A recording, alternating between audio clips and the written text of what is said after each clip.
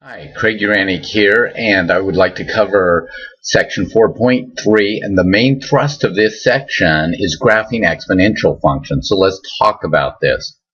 First of all, an exponential function is always in the form of f of x equals a times bx. And as we covered in class, the a represents the y-intercept and the b represents the base multiplier. Now, we developed this in class. I'm not going to take your time to do that here. So let's go ahead and graph the function 2 times 3 to the x.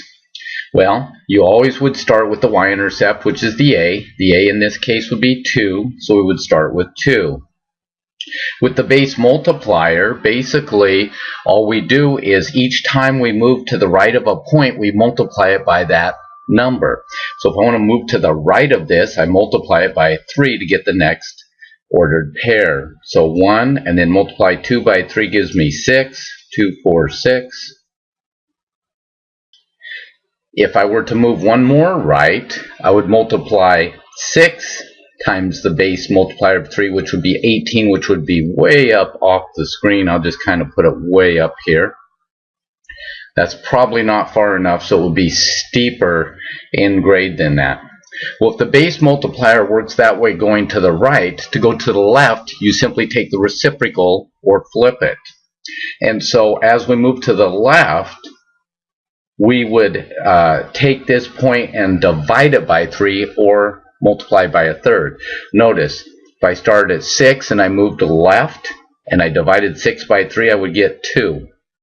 If I take 2 and move left, I would divide it by 3 and get 2/3. So that'd be approximately here.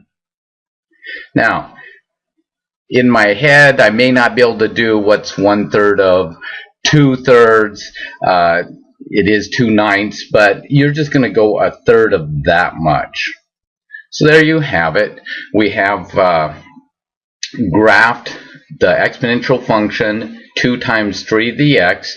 You'll notice that it approaches the x-axis. It can never go below it. So the x-axis is called an asymptote in this case. It will always be a curve.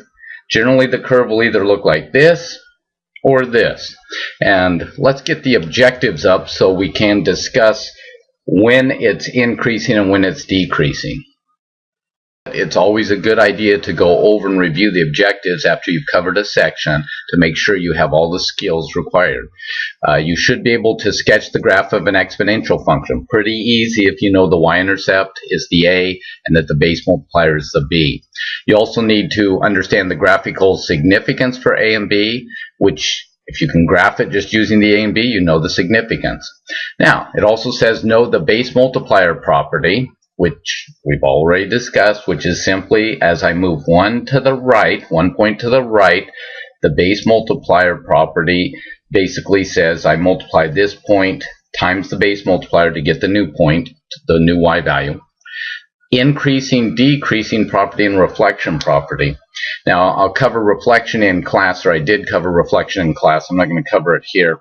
However, let's take a look at the increasing, decreasing. Notice this is increasing, and the reason is because the number I'm multiplying is above 1. So because this is above 1, it gets bigger and bigger and bigger.